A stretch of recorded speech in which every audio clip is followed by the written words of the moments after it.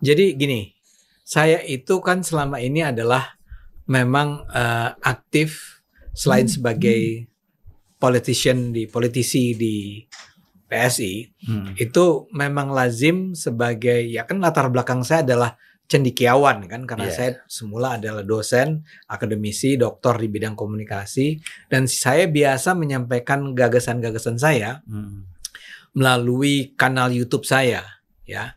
Pernah di Cokro TV, pernah di Ade Armando Official, dan memang saya menggunakan si kanal tersebut itu bukan untuk sensasi, ya, tapi untuk salah satu yang terpenting adalah mengedukasi masyarakat.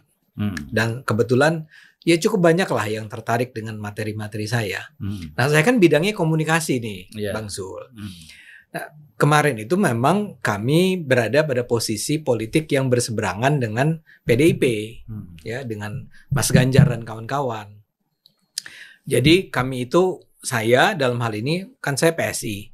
Semula saya itu pendukung Ganjar loh. Saya adalah salah seorang relawan Ganjar, pernah menjadi salah seorang anggota Dewan Pembinanya Ganjarian. Jadi relawannya Ganjar.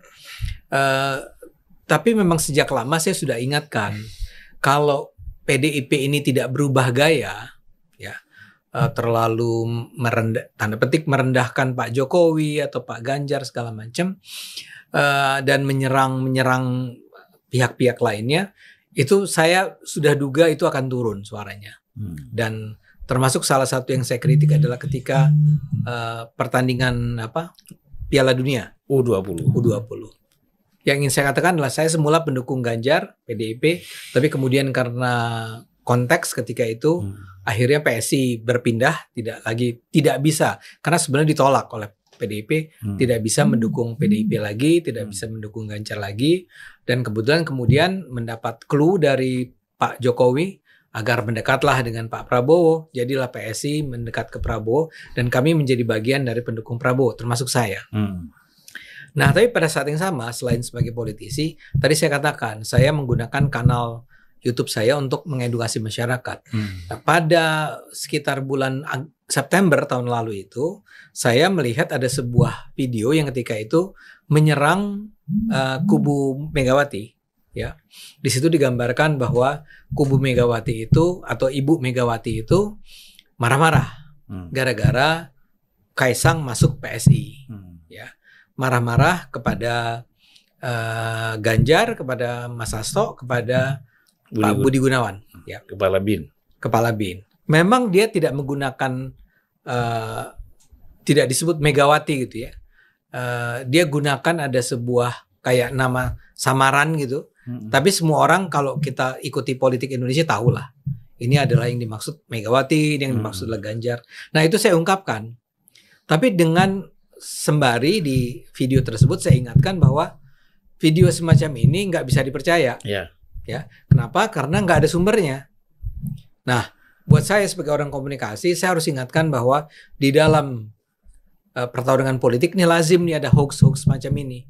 Nah, walaupun saya bertentangan dengan PDIP, tapi menurut saya serangan semacam ini terhadap PDIP itu nggak sehat lah. Ya, berarti kan begini, Bung Adi dalam posisi ini kan justru ingin menetralisir, ya kan? Ingin menetralisir video yang dimana isinya itu seolah-olah Bu Mega marah-marah, mendiskreditkan Megawati dan PDIP. Bung Ade kan menetralisir. Nah, justru ternyata, nah ini yang saya nggak masuk akal. Tiba-tiba saya digugat oleh PDIP, ya. Dalam hal ini siapa? Siapa nih PDIP? Siapa? Si penggugatnya itu partai. Oh, partai. Oh. Partai PDI Perjuangan, Partai Wong Cilik. Ya. Tapi kemudian dalam surat yang terakhir itu penggugatnya memang disebut secara spesifik. Diwakili oleh pengurusnya itu cuman sekjen sama ketua bidang hukum itu ya. Jadi Pak Hasto dan Pak Yasona Lawi. Ya. Padahal satu yayasan ini. Apa namanya? Nawacita ya Bang? Nawacita. Kan kasih penghargaan. Ini ada cerita lain ini. Tapi ini dulu ya. Yang saya nggak masuk akal, tiba-tiba ya datanglah surat itu. 13 Oktober. 13 Oktober menggugat saya dengan, tapi perdata ya. Perdata. Bukan jadi 3 minggu setelah Bung Ade 25 tuh ke 13 tuh. 21 ya. 25 ke 13. Ya berapa hari itu? 13 tambah 7 ya 20-an ya. Kalau di sini ini 21 September nih. Apanya? Semacam kelanjutan dari video lebih awal. Video ini menjadi semacam kelanjutan dari video lebih awal pada 21 September.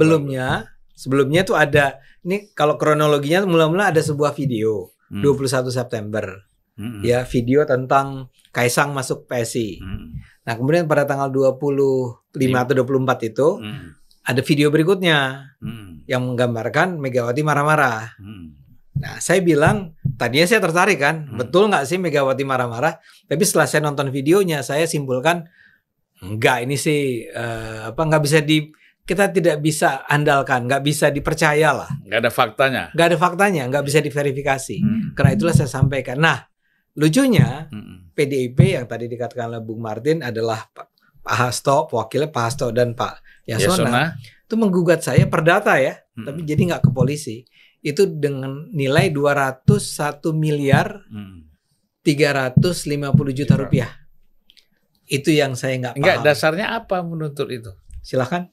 Jadi tadi yang disampaikan Bang Ade itu ya. Ya. Sekira bulan September ada video dari opposite sekian itu ya. Namanya ya? Ya. Nah, video ini memang menarasikan seakan-akan ada yang namanya Ayang Beb, BG, sama satu lagi Hasto ya. Hasto. Ganjar juga ada. Asma Ganjar ya. Ini marah karena kata-kata Kaisang itu masuk ke PSI. Nah, banyak memang narasinya panjang, cuma saya nggak begitu ingat. Intinya dari video ini yang diambil oleh Bang Ade adalah video ini hoax dan tidak berkualitas sehingga tidak layak dikonsumsi oleh publik. Bang Ade bikin konten memang dengan menjelaskan yang sebenarnya kalau secara pengetahuan umum ini sudah tahu siapa orang-orang ini. Nah, tapi maksud dan tujuan Bang Ade adalah untuk konten edukatif supaya walaupun memang beberapa masyarakat ataupun beberapa orang tidak suka dengan orang-orang ini, tapi kita juga jangan gampang percaya mengkonsumsi informasi hoax. Karena kan Bang Ade ini dosen, pakar komunikasi, dan kalau masalah pemberitaan sebenarnya Bang Ade ini udah terkenal dari tahun 2000 awal, saya tahu dulu kan. Nah, ini yang disampaikan Bang Ade dengan menjelaskan inisialnya. Nah, yang ditangkap oleh kawan-kawan PD Perjuangan, seakan-akan Bang Ade itu mencemarkan nama baik mereka dengan membuka inisialnya. Padahal sebenarnya esensi dari video itu membantu PDI Perjuangan supaya masyarakat pada umumnya, termasuk orang-orang seperti Bang Ade, jangan gampang percaya dengan konsumsi dengan informasi seperti yang disampaikan oleh opposite. Nah, itu loh, itu dasar itu Bang. Makanya akhirnya di dalam ketentuan hukum pidana kan kalau namanya penghinaan atau pencemaran baik itu kalau berbicara umum itu ada di pasal 310 sama pasal 311 KUHP. Kalau di ITE itu ada pasal 45 ayat 1 ya atau 3 saya lupa junto pasal 27 Undang-Undang nomor 8 atau 9 sama Undang-Undang nomor 1 tahun 2024 sekarang yang baru terkait revisi terakhir. Nah, namun dari teman-teman PDIP ini menggunakan hukum perdata yang diatur di pasal 1372 dimasukkan dalam gugatan perbuatan melawan hukum yang diatur di pasal 1365. Nah, di situ Bang dasarnya Bang. Nah, mereka mendalilkan katanya Bang Ade itu mencemarkan nama baik orang-orang ini. Dan orang-orang ini adalah pengurus partai sehingga urusan partai. Padahal kalau kita berbicara secara formil ya, kalau kita baca di ADRT-nya, sebenarnya yang bisa mengurus keluar terkait konteks gugatan itu harusnya ketua umum. Nah, cuman di sini Bu Mega nggak ngasih kuasa. Nah, ini juga udah kita persoalkan. Terus yang berikutnya terkait substansi. Yang disebut dengan pencemaran nama baik ataupun gugatan perbuatan hukum itu harus ada dampak kausalitas gitu kalau dalam hukum pidana ya. Jadi misalkan saya dianggap mencemarkan nama baik Abang nih. Selain saya harus buktikan bahwa itu memang mencemarkan nama baik, saya harus bisa buktikan nih bahwa ada dampaknya. Nah, dampaknya menurut mereka katanya elektabilitasnya turun. Gara-gara Bang Ade bikin membuka inisial di dalam video opposite. Padahal kita sudah buktikan nggak turun, justru naik sekitar sekian persen itu. Dalam periode dari Agustus sampai dengan gugatan mereka daftarkan di bulan Oktober. Itu ada 2 lembaga survei yang sudah kita cantumkan dalam bukti surat kita dalam bentuk printout yang menandakan bahwa elektabilitas mereka itu naik Nah kalau turun itu waktu yang berbeda nanti berikutnya. Iya. Nah itu banyak faktor. Strategi kampanye, arogansi. Ya ini kita buka-bukaan aja. Iya, iya. Dan yang lain-lain. Ya kalau kita bicara kenapa PDIP turun, Ganjar turun, ini kan berkaitan dengan hubungannya dengan Pak Jokowi. Ya. Itu kan waktu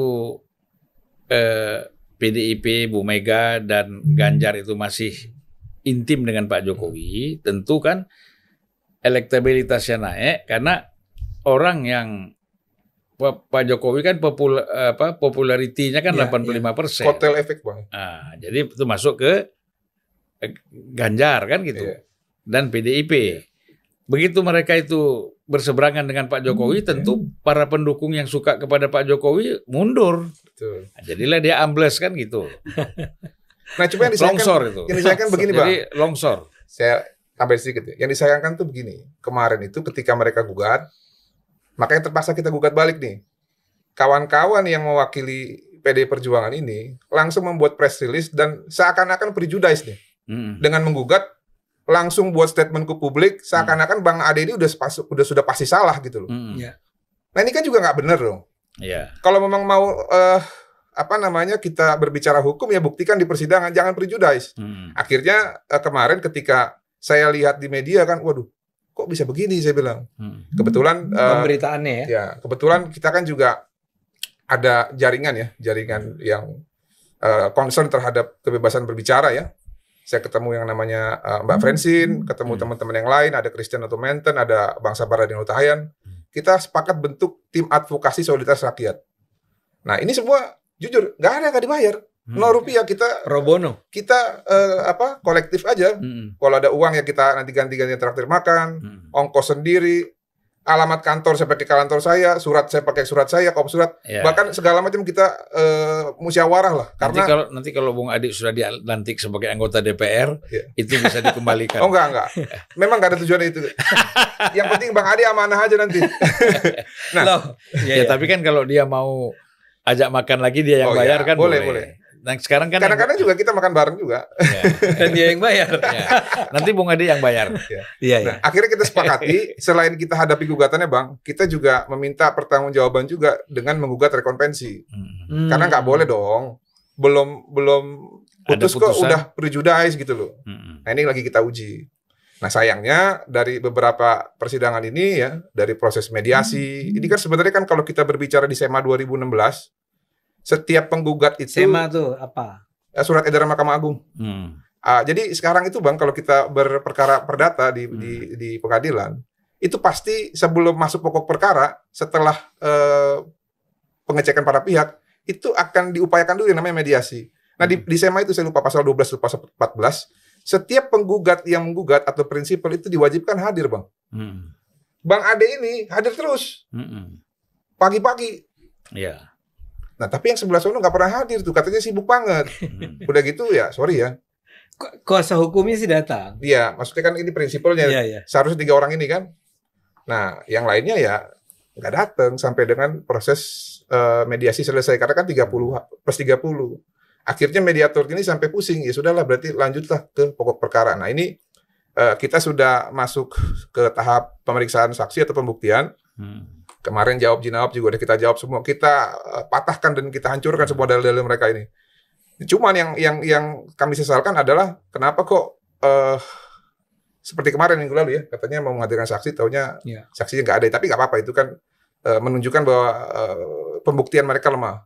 Nah, tapi kalau kita karena sudah dibuka front, ya mau nggak mau kita harus bantah habis-habisan nih. Jadi kita akan hadirkan saksi, kita akan hadirkan ahli, dan segala macam nanti sampai dengan kita bisa yakinkan bahwa perbuatan gugatan itu didalilkan dengan dasar-dasar yang prematur dan juga mengada-ngada gitu ya. Apalagi sampai harus mendalilkan untuk membayar 201.350.000.000 yang kalau saya konversi dalam bentuk jalan tol mungkin bisa ratusan kilometer kali itu. Kalau kita bangun jalan tol ya, bagaimana Bang Ade bisa bayar segitu banyak coba? Saya nggak yakin. 7 turunan juga kayaknya Bang Ade nggak bisa bayar tuh kalau kalah. Apakah segitu tega kita? Kalau saya sih enggak ya. Ya, itu menunjukkan kepanikan, ya, kekecewaan, kemarahan. ditumpuk menjadi satu, udah kita tuntut aja segini nih, gitu kan. Tapi saya harus terima kasih sama teman-teman kuasa hukum ini. Tadi sudah disampaikan ya, ini pro bono. Jadi saya sendiri ketika ini kasus terjadi, ya buat saya kan gila gitu kan. Ya, tapi kan teman-teman langsung bilang tenang. Besoknya langsung udah ketemu nih dengan Martin, dengan Francine, dengan teman-teman yang lain ya, bahwa mereka bilang wah ini sih harus dilawan. Ya. Jadi buat saya itu saya cukup bersemangat jadinya karena saya tidak bertarung sendirian nih melawan PDIP. Bayangkan Bang, lawannya itu PDIP dan di situ ada nama Hasto, ada nama Yasona kan. Yasona ini masih Menteri Kumham lagi kan. Kumham, ya. Jadi saya terima kasih. Makasih sama Bang.